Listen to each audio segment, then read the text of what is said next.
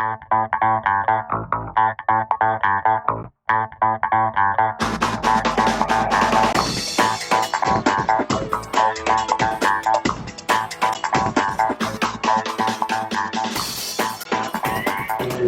mucho gusto he preparado este tema para el Foro Nacional de Pastoral Vocacional. Pues me une a la Pastoral Vocacional en México una trayectoria larga y un gran cariño. El tema es desafíos que presentan a la pastoral vocacional. Por un lado, la pastoral juvenil, por otro lado, la nueva normalidad, y por otro lado, los documentos recientes del Papa Francisco, Christus Vivit y Gaudete et Exsultate. Entonces, un poco vamos a intentar aproximarnos a esta realidad. Leyendo el Plan Global de Pastoral de los Obispos Mexicanos, me queda la sensación de un grito. Ellos gritan un ¡basta ya! Es decir, basta ya de cierto estilo ministerial en la Iglesia de México que es profundamente contradictorio con el Evangelio, donde pareciera que el trato de los presbíteros concretamente y de los obispos con los fieles es más burocrático que evangélico, más, ritual que personal, donde es urgente un cambio de paradigma. Entonces, en ese contexto, pienso que sintonizar con los obispos mexicanos es intentar un cambio de paradigma en la pastoral vocacional. Por otro lado está la Christus Vivit. En la Christus Vivit se dan por sentados principios básicos de pastoral vocacional, que esto pasa también con algunos documentos del episcopado latinoamericano, que dan por sentado, por ejemplo, que hay que cuidar la vocación de todos, que hay que hacer procesos de acompañamiento con todos los jóvenes, que todos los jóvenes católicos y no católicos tienen derecho a ese acompañamiento, y que hay que enseñar a todos el arte del discernimiento, ¿no? Este tipo de convicciones profundas, el Papa Francisco las da por sentadas. Y aunque a veces se cuestionan, no se pongan en práctica entre nosotros, es importante darlas por sentadas, ¿no? Y partir de ello. Se trata de aplicar la doctrina vocacional que conocemos de sobra y que es importantísimo llevarla a la práctica. Por aquí también se empuja hacia un cambio de paradigma. Por otro lado está la Gaudete et Exsultate, que es una invitación a toda la Iglesia a vivir la santidad en el mundo actual. La llamada a la santidad es como una condición de credibilidad de los creyentes, y los primeros que tienen que vivir esto son precisamente los animadores vocacionales. Ser animador vocacional implica una llamada concreta a la santidad. Por otro lado, la situación de la pandemia ha provocado pues una serie de cambios interesantes que podemos aprovechar pastoralmente. Todo ello confluye pues en una nueva visión de la pastoral vocacional. Para ello voy a intentar dar 3 pasos, ¿no? El primer paso es identificar unos núcleos problemáticos de la pastoral vocacional en México. Es un poco aventurado decir estos núcleos problemáticos porque México es un país muy grande donde hay toda clase de situaciones, ¿no? Pero sí podemos señalar unas líneas generales, 5 núcleos problemáticos. Después, ver las oportunidades que nos presenta la situación de la pandemia. Y tercero, intentar dar una respuesta a aquellos 5 núcleos problemáticos. Entonces vamos a comenzar con los núcleos problemáticos de la pastoral vocacional en México. El Papa Francisco es incisivo cuando nos alerta. La costumbre nos seduce y nos dice que no tiene sentido tratar de cambiar algo, que no podemos hacer nada frente a esta situación, que siempre ha sido así y que sin embargo sobrevivimos. A causa de ese acostumbrarnos ya, no nos enfrentamos al mal y permitimos que las cosas sean lo que son o lo que algunos han decidido que sean. Pero dejemos que el Señor venga a despertarnos, a pegarnos un sacudón en nuestra modorra, a liberarnos de la inercia, desafiemos la costumbre, abramos bien los ojos y los oídos, y sobre todo el corazón, para dejarnos descolocar por lo que sucede a nuestro alrededor y por el grito de la palabra viva y eficaz del resucitado. Estas palabras del Papa Francisco me parece que son muy oportunas. Es decir, dejemos de decir, así ha sido siempre, hemos sobrevivido, más o menos tenemos vocaciones, en México estamos mucho mejor que en otros lugares, para dar un paso hacia dejarnos desafiar por estos asuntos problemáticos, por esta realidad que es realmente desafiante. Bueno, pasemos pues al primer núcleo, sería el cuidado excluyente de las vocaciones sacerdotales y consagradas. En México es frecuente que exista un cuidado pastoral de los candidatos para los seminarios y las casas de formación, pero sin dar la debida importancia al acompañamiento de todos los jóvenes. El acompañamiento para el matrimonio, la soltería, la vida profesional, por ejemplo, es muy escaso, incluso en los grupos juveniles, en los colegios católicos y en los movimientos apostólicos. Nos falta convencernos de que cada cristiano tiene una misión que es un camino de santidad, como dice el Papa Francisco. Cuando la vocación se entiende como privilegio de unos cuantos, pues hay sus consecuencias. Primero, se provoca una separación artificial entre la opción de vida laical y la vida sacerdotal y consagrada, que es difícil que no sea leída en clave de superioridad.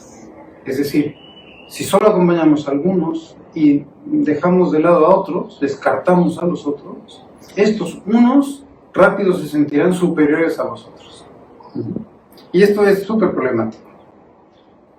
Dice el Papa Francisco, no nos hace bien mirar desde arriba, colocarlos en un lugar de jueces sin piedad, considerar a los otros como indignos y pretender dar lecciones permanentemente. Esta separación no solo se da a nivel social eclesial, sino que perturba íntimamente la propia realidad familiar de los candidatos al sacerdocio y a la vida consagrada. Por ejemplo, el matrimonio de sus padres, las opciones de sus hermanos.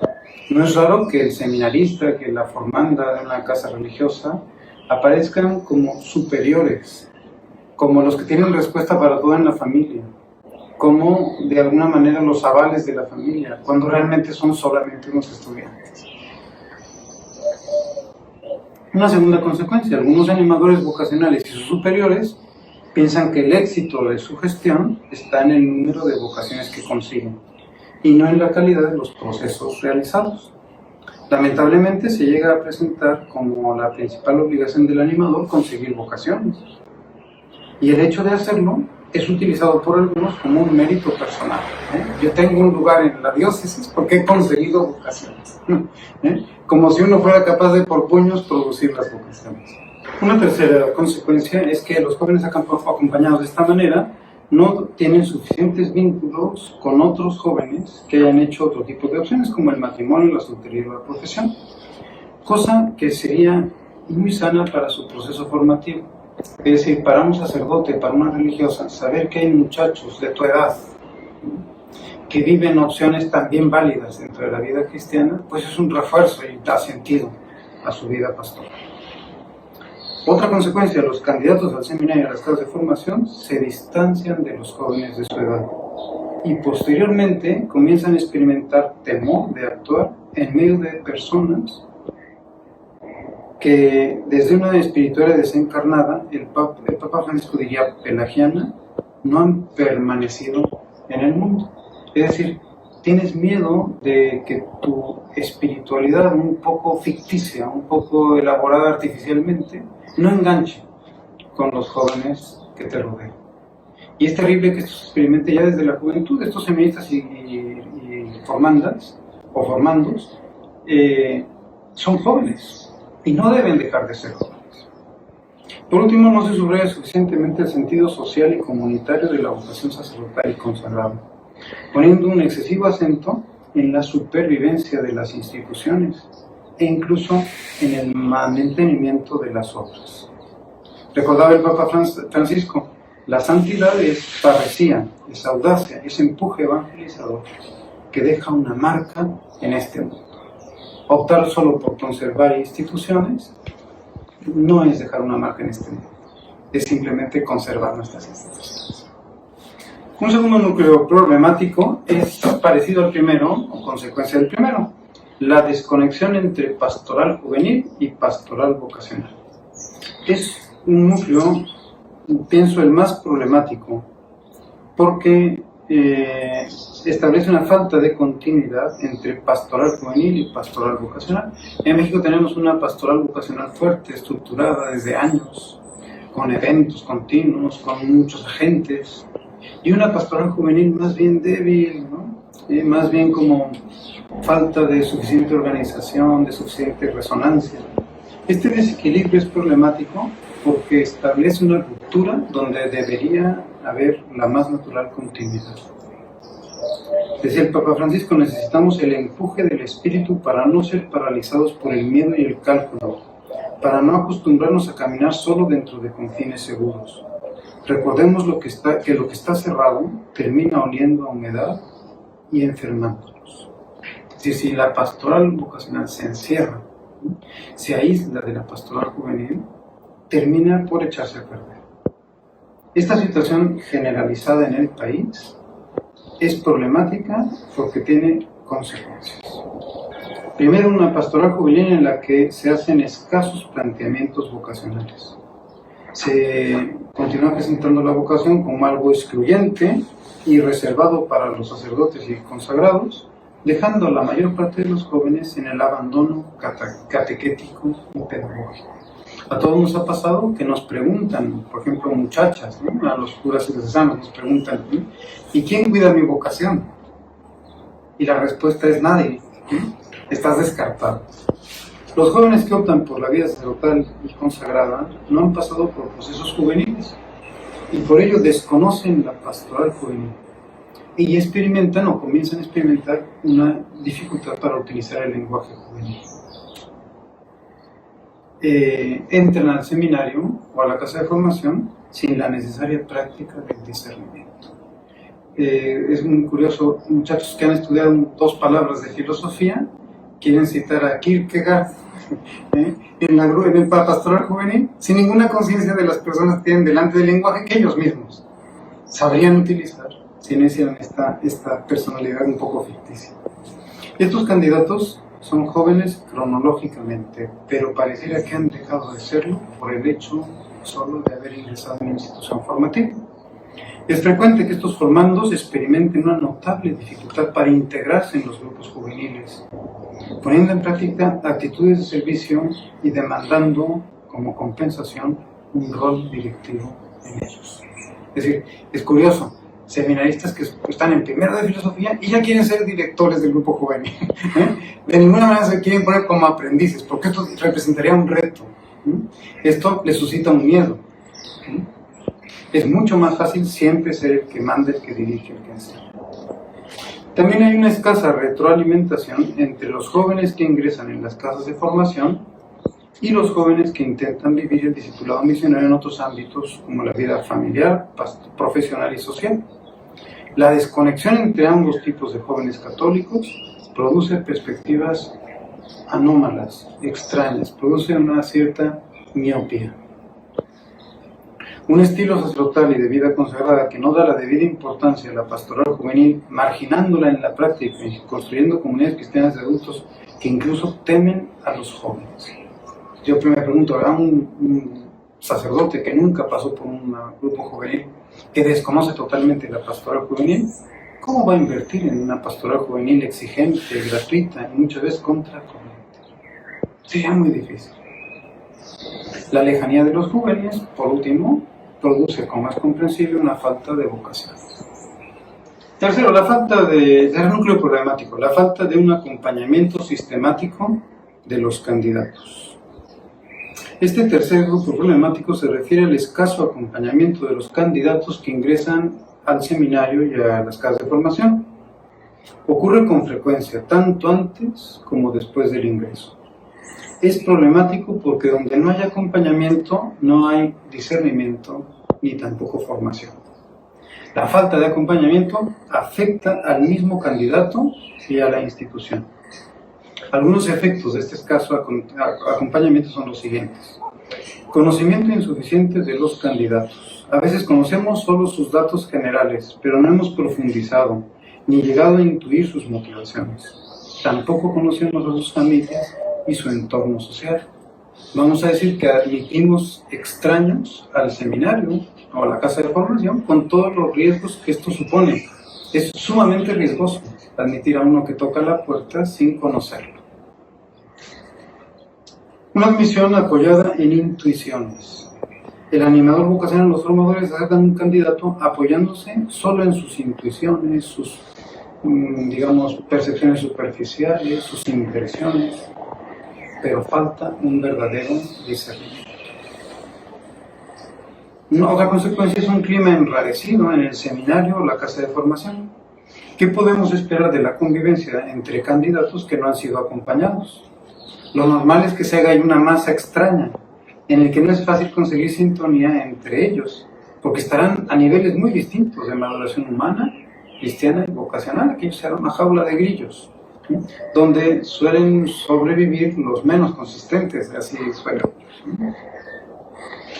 También la poca disposición para el acompañamiento, porque quien no ha sido acompañado previamente, ya desde la pastoral vocacional, a su vez se halla menos dispuesto para dejarse acompañar por los formadores. Esta falta de disposición no ocurre solo en el acompañamiento, sino en muchas otras áreas. Por ejemplo, el que no ha hecho ninguna práctica de oración tiene más dificultad para ponerse a orar dentro del seminario. El que no ha hecho no ha vivido ningún sentido de solidaridad, es muy difícil que lea su vocación específica desde la solidaridad. También hay dificultades con las familias. Las familias de los candidatos perciben con superficialidad el proceso, y por ello es normal que tengan más dudas o que se opongan a que sus hijos realicen opciones sin las debidas garantías. Es normal y es respetable que un padre de familia se oponga a que se lleven a su hijo personas que prácticamente no lo conocen, que presumiblemente lo están engañando. Mayores responsabilidades, mayores posibilidades de una salida. A menor acompañamiento, más posibilidad de equivocarse. Y por tanto, de que al poco tiempo el candidato abandone el seminario o la casa de formación. Esto resulta doloroso para el grupo, que se ve mermado rápidamente. Pero también es muy doloroso para el muchacho, porque el muchacho sale herido. Al final, con este tipo de pastoral vocacional excluyente, con esta falta de acompañamiento, lo que hacemos es alejar a muchos jóvenes, ¿no?, porque estas heridas que llevan pues se conocen afuera. Al cuarto núcleo problemático le voy a llamar con una metáfora la piratería vocacional. En México son aún frecuentes el reclutamiento vocacional, poco respetuoso de la libertad de los jóvenes, y también la competitividad entre algunas instituciones religiosas. Esta situación tiene gravísimas consecuencias. Primero, por la acción irrespetuosa de algunos, toda la iglesia adquiere mala fama. Este tipo de acciones ganan algunas vocaciones y al mismo tiempo alejan a la mayoría de los jóvenes, que ven con desconfianza lo que tenga que ver con la pastoral vocacional y al final lo que tenga que ver con la iglesia. Cuando un promotor vocacional de estos, que usan especialmente esa palabra promotor, ¿no?, hace reclutamiento, sí consiguen unas vocaciones y aleja a muchísimas otras. Los jóvenes que son reclutados con estos métodos, con la misma facilidad con que son aceptados, luego son desechados, muchas veces con graves daños psíquicos y espirituales. Pienso en una herida profunda que algunas instituciones han provocado en la clase alta y también en las tristes experiencias de abandono y manipulación en la clase baja. O sea, esto no tiene límites de clase social, ¿sí? Pero lo que quiero decir es que hay muchas instituciones que practican esto. Al robar las vocaciones, se crea un ambiente de recelo y desconfianza entre los animadores vocacionales, deteriorando gravemente el trabajo de los centros diocesanos de pastoral vocacional. Muchos animadores vocacionales quedan decepcionados cuando se tropiezan con este tipo de acciones. El hecho de presentar la propia institución como mejor que las otras mina el fundamento de la comunión eclesial, dañando también la raíz de estas vocaciones, que van a nacer ya con una ruptura en la comunión. Cuando yo pienso que soy superior, que esto es mejor que cualquier otra opción, cuando miro con desprecio estas opciones, pues lógicamente no hay comunión. Decía el Papa Francisco, aún en medios católicos se pueden perder los límites. Se suelen naturalizar la difamación y la calumnia, y parece quedar fuera de toda ética y respeto por la fama ajena. Es terrible esto, cuando, por ejemplo, hablamos mal de otras instituciones, desprestigiamos, por ejemplo, desde la vida religiosa al sacerdote diocesano. O al revés, porque ocurre en todas las direcciones. Las instituciones que actúan así consiguen un número de vocaciones, pero esto va en deterioro de la autenticidad de esas mismas vocaciones. El Papa Francisco, al inicio de su pontificado, advirtió en una reunión de superiores religiosos sobre la tendencia a fabricar monstruos mediante estos métodos. Es decir, un método de reclutamiento lo que fabrica es un pequeño monstruito, en vez de un agente pastoral. Con frecuencia el reclutamiento baja el nivel de exigencia, sea en el plano académico o en aspectos espirituales de mucha importancia. Y el resultado es la creación de una identidad falseada, que gira en torno a valores que no son evangélicos. Es impresionante cómo hay instituciones que giran en torno a valores como el prestigio, el poder, la relevancia, la superioridad, el número, la influencia social. Estos criterios no son los de Cristo, no son los del Evangelio, y no pueden ser los de la Iglesia. El quinto núcleo problemático es el antitestimonio de los sacerdotes y consagrados.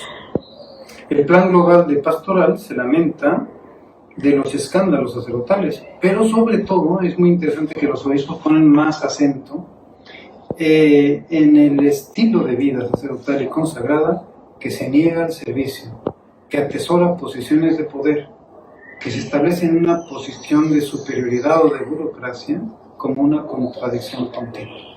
Es verdad que los abusos sexuales han sido terribles, pero el estilo sacerdotal y religioso es lo que más hiere a todo el pueblo de Dios. Desde el Papa Francisco, el beato Pablo VI mencionaba entre los obstáculos de la evangelización precisamente la carencia de parresía. La falta de fervor, dice Pablo VI, tanto más grave cuanto que viene de dentro. ¿Cuántas veces nos sentimos tironeados y quedamos en la comodidad de la orilla? Pero el Señor nos llama a navegar mar adentro y a arrojar las redes en aguas más profundas. Nos invita a gastar nuestra vida en su servicio. Vivimos en la ambigüedad de quien sigue a Cristo siervo y se sirve de Él para sus fines, sean personales o institucionales. Pienso que esta ambigüedad mata a la Iglesia. La ambigüedad de sus ministros, de sus religiosos, que por un lado sí queremos servir, pero por otro lado queremos aprovecharnos. Dice el Papa Francisco, hace falta luchar y estar atentos frente a nuestras propias inclinaciones agresivas y egocéntricas para no permitir que arraiguen. Y continúa diciendo, la Iglesia no necesita tantos burócratas y funcionarios, sino misioneros apasionados, devorados por el entusiasmo de comunicar la verdadera vida. Los santos sorprenden, desinstalan, porque sus vidas nos invitan a salir de la mediocridad tranquila y anestesiante. Evidentemente, quien vive de esta manera convoca a personas con ambiciones en la misma línea, perpetuando estilos de vida ambiguos y contradicciones. Todos nos espantamos un poco, por ejemplo, ante un seminarista que quiere usar el ministerio para ganar dinero, pero es que es lo que contempla en su propio presbiterio. ¿Qué vamos a esperar? Sería muy raro que tuviera otras expectativas. Sería muy claro, ¿no? Que cuando convocamos desde la ambigüedad, pues lo que provocamos es ambigüedad. Es probable que las motivaciones de los candidatos estén relacionadas con la necesidad de huir de la realidad, buscando seguridades. O sea, si lo que nos mueve a nosotros es las seguridades, vamos a estar invitando, sin darnos cuenta, a los candidatos a buscar estas seguridades. Estas motivaciones no son confrontadas, porque la institución no tiene capacidad para hacerlo, ni credibilidad para ello. Se tiende a introducir a los candidatos en un estilo de vida que rompe con su realidad familiar y social, provocando innecesariamente una distancia en relación con los jóvenes de su entorno. Es decir, pareciera que que la vida sacerdotal o incluso la casa de formación me salva de ciertas limitaciones que vive en mi propia familia. Al faltar una identidad profunda, los candidatos intentan suplir esta carencia mediante elementos exteriores, que son muy evidentes, por ejemplo el vestido, la disciplina, los modos de comportarse, ciertos estilos. Es absurdo que una persona piense que vestir un clergyman le puede ayudar a conseguir identidad sacerdotal, pero lo piensa porque ha sido convocado desde la ambigüedad. Cuando no tengo identidad, la busco en cualquier cosa. Pero el problema grave es que los mismos que te llaman no tienen esta identidad. Estamos ahora, este es un paisaje de naranjos en la tierra donde estoy ahora trabajando, que es en la parte del Mediterráneo español, en una casa de ayuda para sacerdotes con dificultades. Vamos a pasarnos al segundo punto, que sería, después de definir los núcleos problemáticos, fijarnos en la experiencia de la pandemia y en la incidencia de esto que llaman nueva normalidad en la pastoral vocacional. La experiencia del confinamiento durante la pandemia nos ha permitido poner más atención a algunas posibilidades pastorales que anteriormente ya se ponían en práctica. Sobre todo, quien ya lo ponía en práctica antes, lo tiene más habilidad para hacerlo ahora. Pero eran vistas a veces con desconfianza o con cierto temor por no haber desarrollado la habilidad para aplicarlas. En esto suele ser significativa la inercia de la costumbre. En vez de continuar haciendo las cosas como siempre se han hecho, sería conveniente abrirnos a una novedad en la que ya están presentes las nuevas generaciones. Por ejemplo, durante mucho tiempo ha regido el criterio territorial. En la iglesia es típico ese criterio territorial, que es ampliamente superado por los actuales medios de comunicación, que lo que rompen precisamente es el criterio territorial. Todos hemos tenido experiencias que hace tiempo no habíamos puesto en práctica. Por ejemplo, unos ejercicios espirituales o un curso de formación permanente online.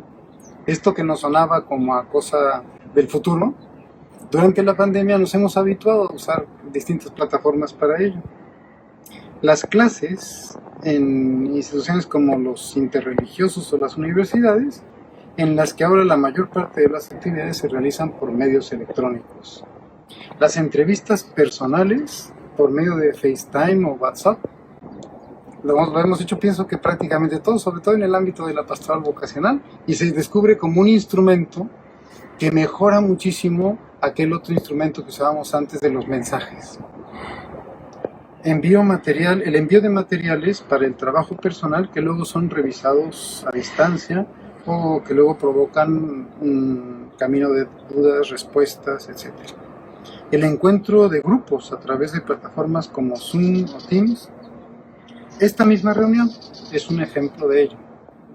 Nos lanzamos a hacer un foro nacional de pastoral vocacional sin estar presentes, porque estamos cada quien en su lugar. Voy a intentar especificar algunos efectos positivos de esta situación que estamos viviendo, concretamente en el plano de la pastoral vocacional. El primero sería una nueva sensibilidad vocacional. Uno de los rasgos más destacados de la pandemia ha sido el poner de relieve la respuesta vocacional de muchas personas, particularmente de los jóvenes. Han estado dispuestos a echar la mano, han permanecido cerca de los enfermos, incluso con riesgo de contagiarse. Han atendido a los mayores con solicitud y delicadeza. Esta evidencia pone un severo cuestionamiento a los juicios fáciles que en general hacemos sobre la juventud. La pregunta que se plantea es, ¿qué actitud tenemos ante los jóvenes? No es raro que las personas consagradas llevemos una herida provocada por la indiferencia religiosa de los jóvenes de nuestras propias familias. Sus opciones y dinamismos no son los que desearíamos. Pero en vez de hacer generalizaciones motivadas por cierto despecho, es necesario que contemplemos con atención los rasgos positivos de la conducta de los jóvenes. Ellos comprenden bien qué es el servicio desinteresado y dan el paso a arriesgar su vida por los demás. ¿No es esta la esencia del cristianismo?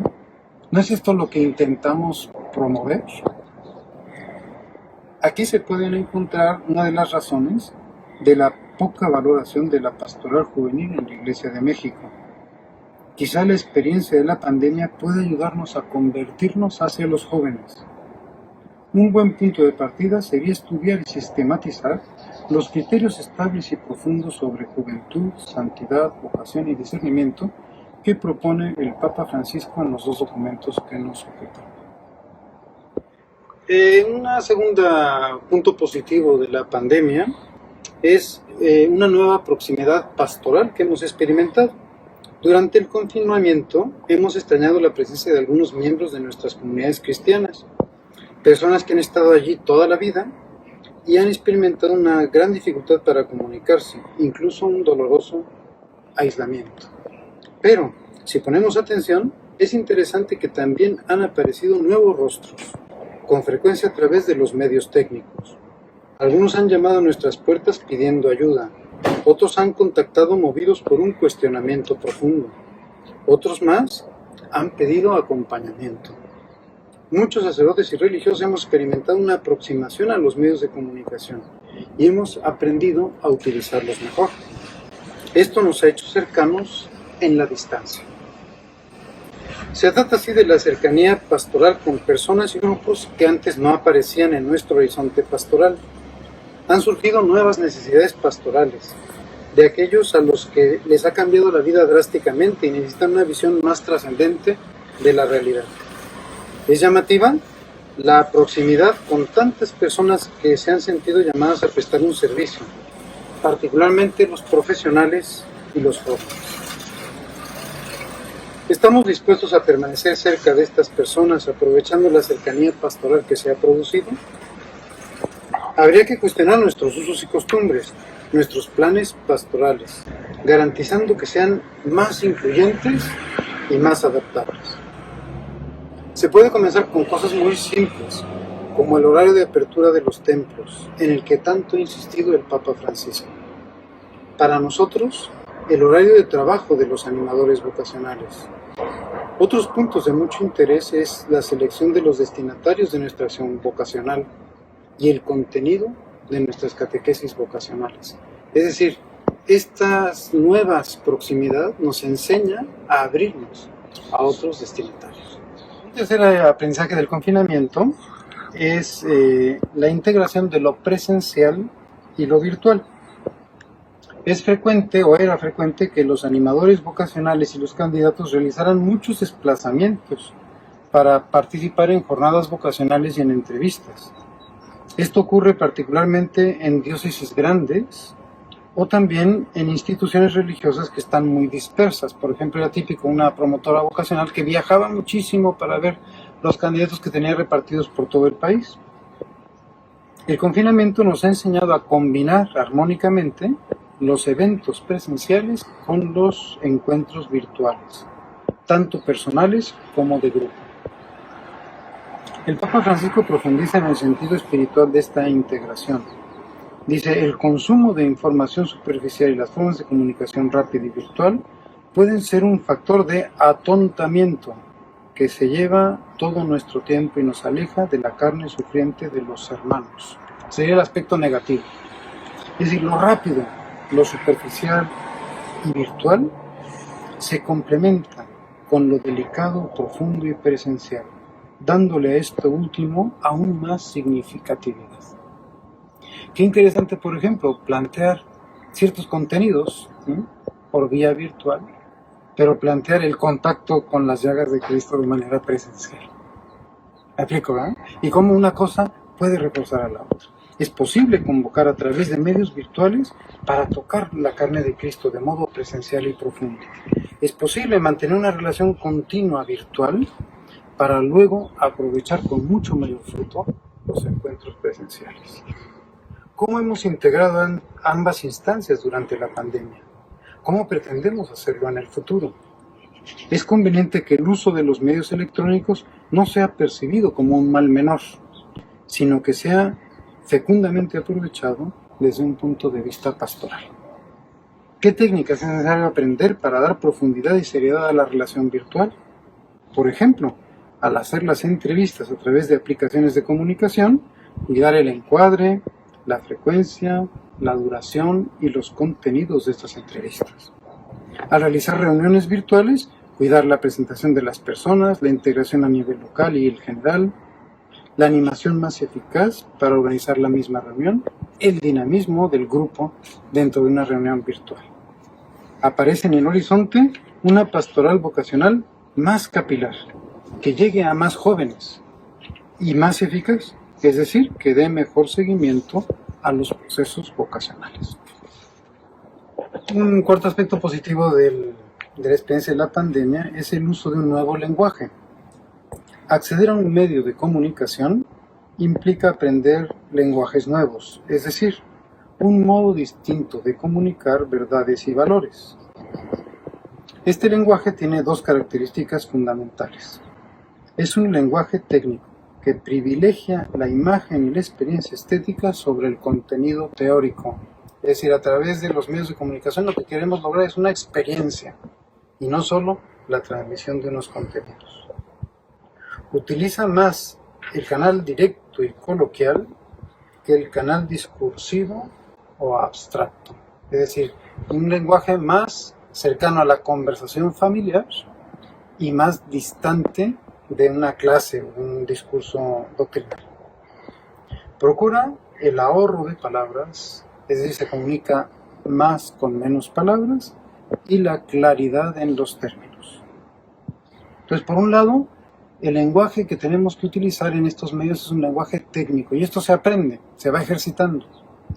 Pero por otro lado es un lenguaje juvenil, porque nos dirigimos a jóvenes y porque los que más usan estos medios son los jóvenes. Un lenguaje juvenil que utiliza con fluidez los términos y modos de expresión que son comprensibles para los jóvenes. No se trata de disfrazarnos de jóvenes, pero sí de utilizar su lenguaje, conocerlo y utilizarlo. Está más centrado en el receptor joven que en el emisor adulto. Es decir, lo más importante para mí es el receptor joven que tengo delante. Y por último, involucra a los jóvenes como agentes de comunicación para otros jóvenes. No podemos hacer esto solos, sino que está muy bien asesorarnos con personas más jóvenes que tienen más acceso a los medios de comunicación. Pienso que la experiencia de la pandemia nos ayuda a introducirnos a lenguajes nuevos. Y cambiar el lenguaje es muy importante porque es un elemento de fecundidad pastoral. Hay que comunicar el mensaje de siempre, pero hay que comunicarlo a personas distintas que hablan un lenguaje concreto. En las dos secciones anteriores hemos visto los núcleos problemáticos de la pastoral vocacional en México. Después hemos visto las ventajas o oportunidades que nos presenta la situación de la pandemia. Y en esta tercera sección queremos fijarnos o focalizar los desafíos de la pastoral vocacional en México. El primer desafío que me parece como muy claro es el cuidado de la vocación bautismal. Lo primero es desarrollar la gracia del bautismo. Todos son llamados a la santidad.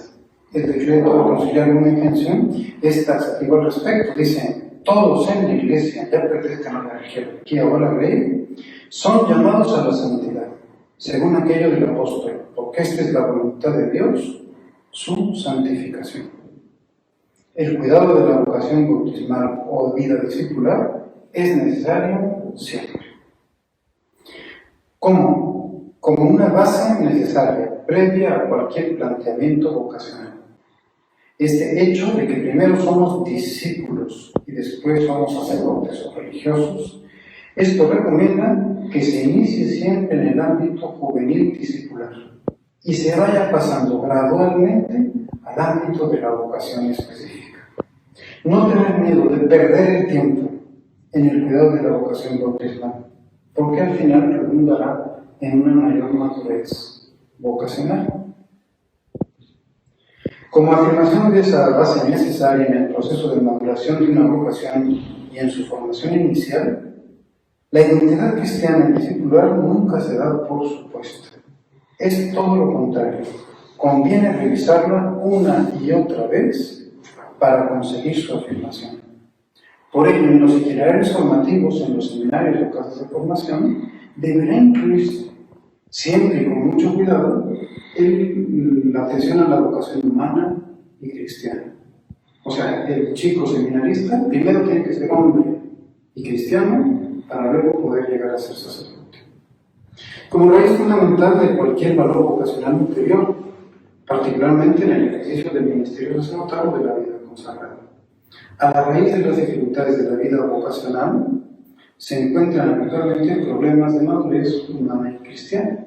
O sea, cuando tenemos problemas con sacerdotes, con religiosos y religiosos, la mayor parte de esos problemas son humanos y cristianos, o sea, discipulares. No se puede perseverar en la vocación específica sin renovar la base discipular. El cuidado de la vida discipular requiere tres elementos que se complementan profundamente entre sí. El primero, uno es discípulo cuando tiene una relación de amistad con el Señor a través de la oración personal, la escucha de la palabra y la vida sacramental. La iniciación en la oración representa un punto central en los procesos vocacionales y formativos y de la vida vocacional. Sin oración, la vocación se desfonda y se pierde. Tristemente constatamos que en muchas de nuestras casas de formación no se enseña a orar, que muchos de los sacerdotes y religiosos no sabemos orar. Un segundo canal es el acompañamiento de otros hermanos que ayudan a la persona en el discernimiento espiritual y vocacional. Donde hay acompañamiento, hay crecimiento espiritual y vocacional. Ya decíamos antes que este es un núcleo problemático, que no hay acompañamiento. Entonces es fundamental esto, que el muchacho desde el inicio del proceso inicial, el básico, incluso juvenil, comprenda que hay oración, acompañamiento. El tercer canal es la fraternidad, por la cual el don del llamado de Dios nos vincula con otros hermanos que han recibido el mismo don. Es en las relaciones entre iguales donde cada cliente encuentra los medios necesarios para su santificación. Por ejemplo, entre los sacerdotes en el presbiterio encuentran los medios para ayudarse y crecer. Entre los religiosos en su comunidad religiosa. Esto que parece un ideal sería más real si desde el principio tenemos claro que la vida vocacional implica relaciones fraternas. Realmente la santidad, más que una mente individual, es un camino compartido de crecimiento con otros hermanos. El hecho de ser nombrado como animador o coordinador de la pastoral vocacional no te exime del compromiso de ser miembro activo de la Iglesia y de impulsar la vocación de cada uno de los creyentes. Consecuentemente, el trabajo vocacional y formativo no atiende exclusivamente a la vocación específica, sino que pone una delicadísima atención a la identidad bautismal y discipular de todos, también de los candidatos. El Papa Francisco dice de un modo sorprendente: hay hermosura en cada hombre y cada mujer que viven con amor su vocación personal, en el servicio desinteresado por la comunidad, por la patria, en el trabajo generoso por la felicidad de la familia, comprometidos en el arduo trabajo anónimo y gratuito de restaurar la amistad social. Qué importante dar este paso a cuidar la vocación bautismal y discipular. Un segundo desafío es la práctica de la pastoral juvenil vocacional. La pastoral juvenil y la pastoral vocacional interseccionan ampliamente, definiendo un terreno al que podemos llamar juvenil vocacional, que incluye la parte vocacional de la pastoral juvenil y, por otro lado, la parte juvenil de la pastoral vocacional. Lo dice el Papa Francisco al inicio de la exhortación Christus Vivit. Dice: a todos los jóvenes cristianos les escribo con cariño esta exhortación. Es decir, una carta que recuerda algunas convicciones de nuestra fe y al mismo tiempo orienta a crecer en santidad y en compromiso con la propia vocación. ¿Se fijan? El cuidado de la vida de fe y la vocación van de la mano. Pastoral juvenil, pastoral vocacional. Vamos a poner atención a ambos terrenos. Primero, la parte vocacional de la pastoral juvenil. Situémonos en la pastoral juvenil y nos preguntamos qué aspectos vocacionales hay que desarrollar. Los jóvenes están llamados a la santidad. Esta llamada, antes de cristalizar en una vocación específica, se convierte en un camino compartido de crecimiento humano y cristiano.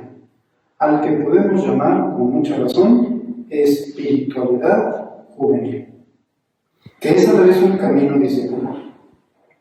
Es la vida espiritual que se alimenta y se expresa en las claves culturales propias de los jóvenes. Trabajar con la espiritualidad juvenil, particularmente enseñando a los jóvenes el valor de la oración y sus métodos, es ya hacer pastoral vocacional, porque es precisamente allí donde el Señor llama personalmente a cada uno de ellos. O sea, si quieres que Dios llame a muchos jóvenes, ponlos en contacto con Cristo, con su palabra, y verás cómo Él los llama. Por otro lado, tiene importancia la catequesis vocacional en los grupos juveniles, porque ofrece los elementos de comprensión de la vocación, lo que llamamos cultura vocacional, que permiten a los jóvenes una opción consciente y libre por el seguimiento de Cristo en una vocación específica. Ningún musulmán opta por ser sacerdote. ¿Por qué? Porque no tiene los elementos culturales. Entonces hay que ofrecer estos elementos culturales a través de la comunidad de catequesis, concretamente dentro de la pastoral juvenil. Así en la pastoral juvenil, los dos elementos, espiritualidad juvenil y catequesis vocacional. Por otro lado está la parte juvenil de la pastoral vocacional y de la misma formación. No se puede olvidar que los candidatos al seminario y las clases de formación son jóvenes. Por tanto, el proceso vocacional al que se les invita debe conservar las notas típicas de la pastoral juvenil, realizándose en un lenguaje accesible a ellos y con los medios adecuados. A veces en la iglesia nos hemos habituado a pedir que la gente hable un lenguaje antiguo, el lenguaje nuestro. Y lo que hay que hacer pastoralmente es exactamente lo contrario. Los agentes hablar el lenguaje de ellos, ¿no es cierto? Situarnos en su realidad cultural.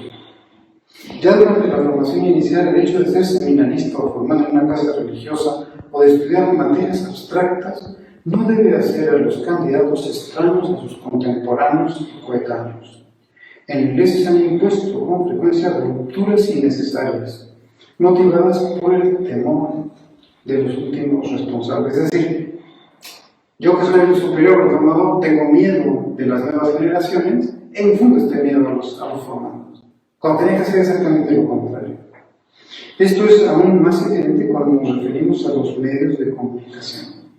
Hoy es absurdo prohibir o limitar su uso. Hay que educar para su recto uso. Se trata de conseguir agentes pastorales que evangelicen la cultura. Esto se consigue valorando positivamente esta cultura y permaneciendo en ella, no alejándose a causa de un absoluto temor a la contaminación.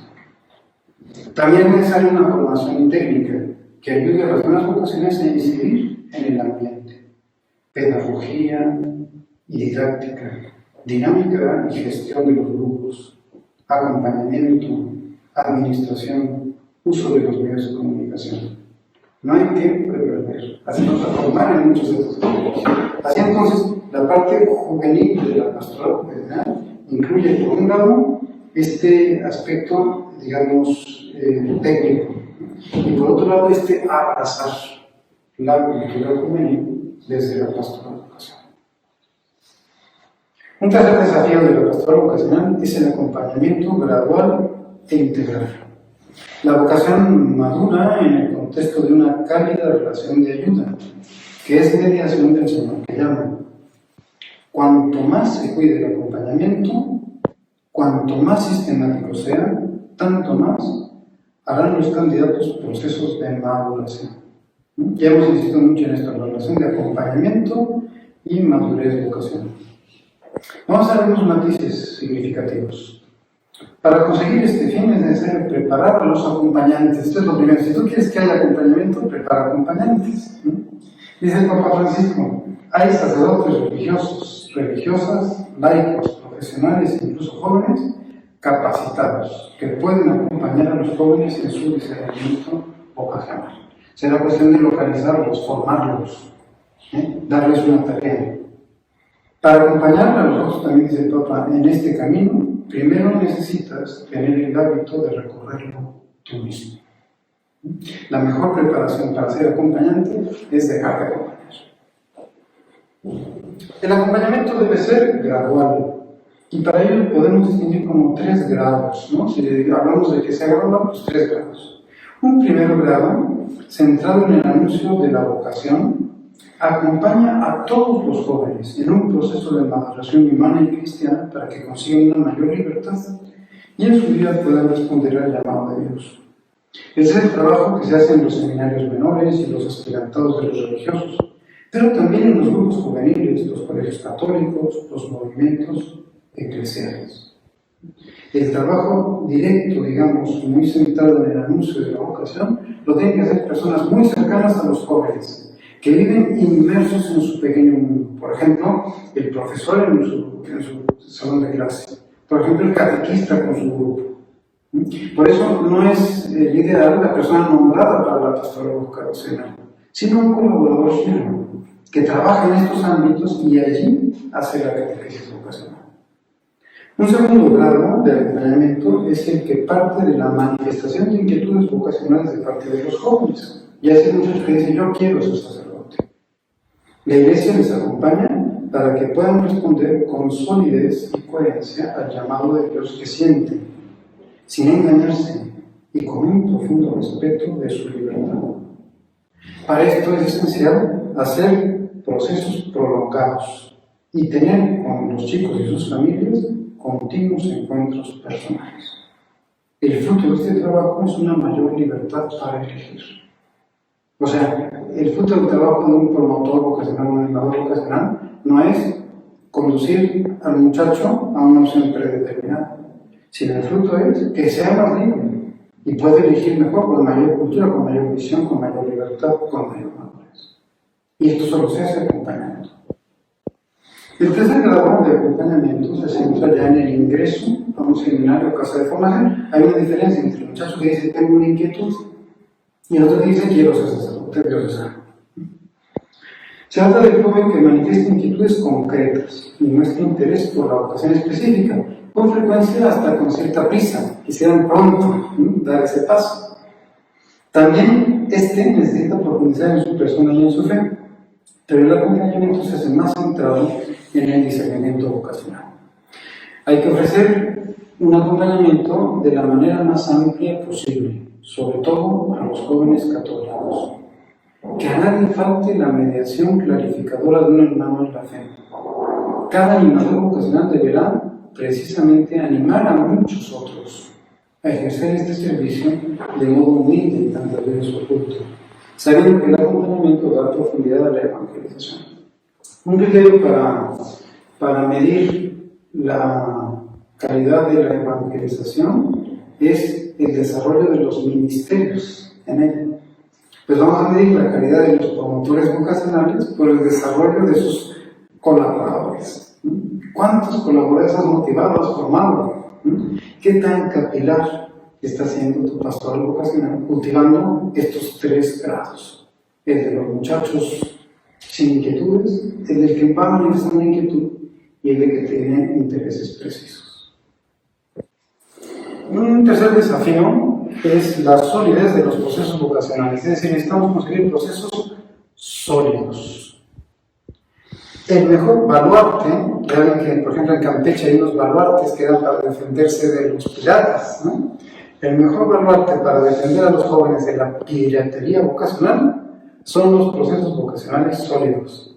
De modo que las estrategias de estos supuestos piratas no resulten apetecibles para los jóvenes.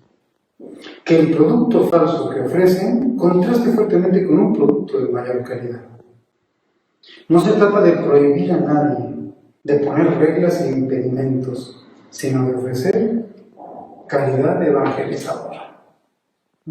Si de verdad cuidáramos a nuestros jóvenes, no aparecerían estos piratas, o no les harían caso.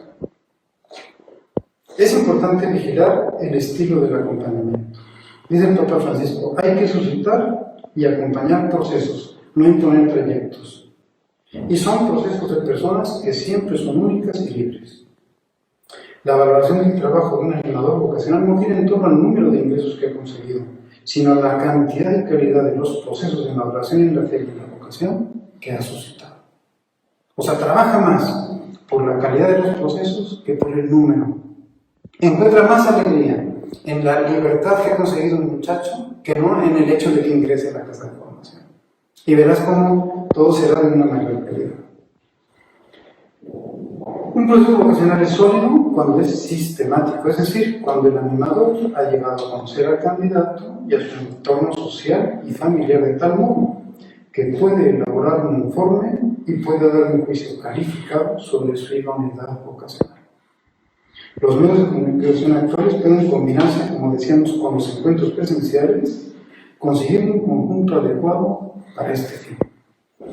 Es decir, acompañamiento sistemático, prolongado, donde tú tengas la certeza moral de poder recomendar a un candidato. No acarreas a un muchacho, sino que lo presentas con conocimiento de causa. El proceso vocacional también es sólido cuando es útil para el discernimiento vocacional, es decir, hay procesos de calidad que ocurren discernimiento, es lógico, es el fruto de la vida espiritual, es el discernimiento. También por esta razón, el número no es sinónimo de éxito, pues hay un gran número cuando no se ha discernido adecuadamente. En esos grandes números suele haber una mezcla de motivaciones. El fruto de un buen discernimiento se percibe a lo largo del proceso, a largo plazo en la perseverancia de los candidatos en los procesos formativos. Si decíamos que uno de los núcleos problemáticos es que admitimos gente sin discernimiento y después la desechamos de cualquier manera, la descartamos. Cuando se hacen buenos procesos vocacionales, los chicos perseveran y viven más felices y no tienen hijos. El quinto desafío sería hablar y actuar con autoridad. Entendemos en el Evangelio cómo Jesús hablaba con autoridad y cómo envía a sus discípulos a actuar también con autoridad.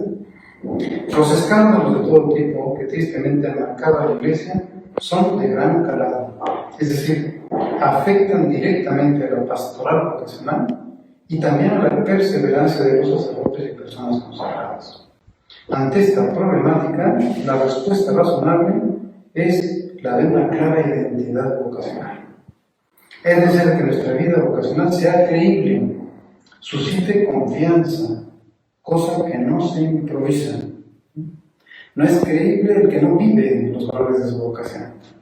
Podemos tener algunos campos fundamentales para conseguir esta capacidad de tener autoridad. Primero, el sentido de la comunión eclesial. Los animadores realizan su función propia en nombre de la Iglesia y en comunión con ella. Todo lo que les diga de la comunión daña a los candidatos en algo que es esencial en su identidad discipular. La comunión tiene muchas direcciones, todas importantes. Comunión con el Papa y el Obispo diocesano, comunión entre las diversas instituciones eclesiales y movimientos eclesiales, comunión entre los animadores vocacionales que participan en un único centro diocesano de pastoral vocacional. A mayor comunión, mayor credibilidad. Así es la cosa. Así que si tú no solamente quieres defender a tu gremio, si tienes un espíritu gregario, difícilmente harás un bien a la Iglesia. Tiene que hacerse siempre desde la comunión. Un segundo aspecto es el amor sincero a los candidatos. Cuando uno ama a una persona, y una persona más joven, procura hacerle bien, procura su crecimiento, su madurez. No la engaña, no la manipula, no la utiliza, sino que se pone humildemente a su servicio. Es importante que los candidatos perciban un grado más que notable de autenticidad en este aspecto, de modo que se experimenten amados como cabría esperar de sus propias familias, con un amor generoso y desinteresado. Tendríamos que experimentar ese gozo particular de los padres de familia que se alegran de ver a sus chicos por la espalda cuando se van, aunque a ellos no les toque nada. Dejarlos libres, ver que crecen y que hacen opciones. El amor a los candidatos se expresa convincentemente cuando procuramos una maduración personal, más allá de la opción vocacional que realicen.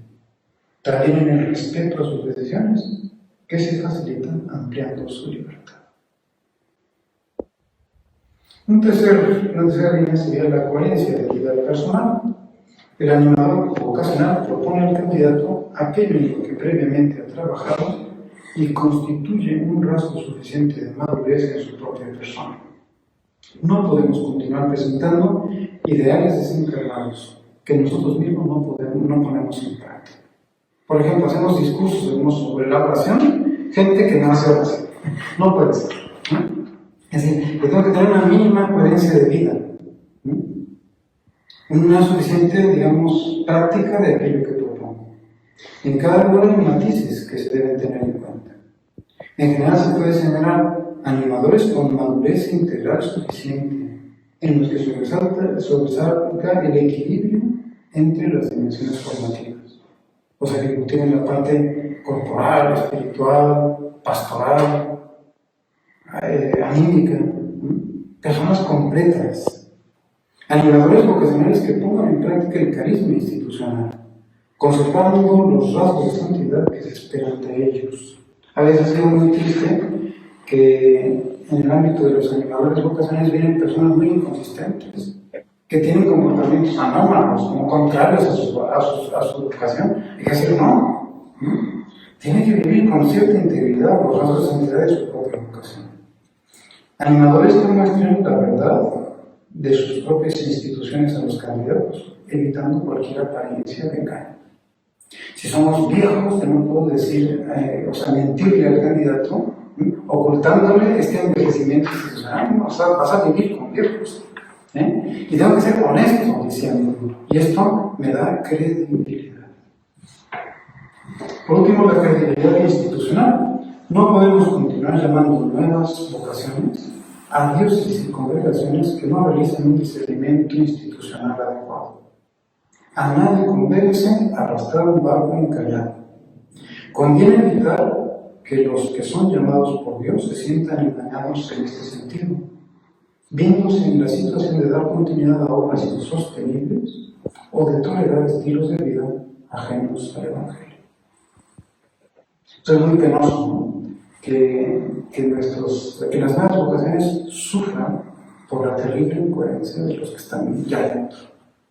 Este es uno de los motivos más importantes de los abandonos vocacionales y del desánimo de muchas personas consagradas. Una breve conclusión para terminar este discurso. Comencé esta intervención con un grito que clamaba ¡basta ya!, sugiriendo desde el principio un nuevo paradigma para la pastoral vocacional. Los documentos recientes del Magisterio, el Plan Global de los Obispos Mexicanos y la experiencia actual de la pandemia nos ofrecen una plataforma adecuada para poner en práctica este paradigma. En los documentos, el Papa Francisco ha dado por supuesto una doctrina vocacional sólida y clara, tal como hacen los documentos del Senado. Esta claridad doctrinal pone de relieve la inutilidad de enfrascarse en discusiones ideológicas entre nosotros. Lo que realmente importa son los modos y estilos de la pastoral vocacional, es decir, su puesta en práctica concreta, que efectivamente ayude al desarrollo de la cultura vocacional, de la espiritualidad juvenil y a la maduración de las vocaciones. Así veo como conclusión esos tres pilares. Que la acción de cualquier animador vocacional cree cultura vocacional, fomente la espiritualidad juvenil y procure suficientemente la maduración vocacional.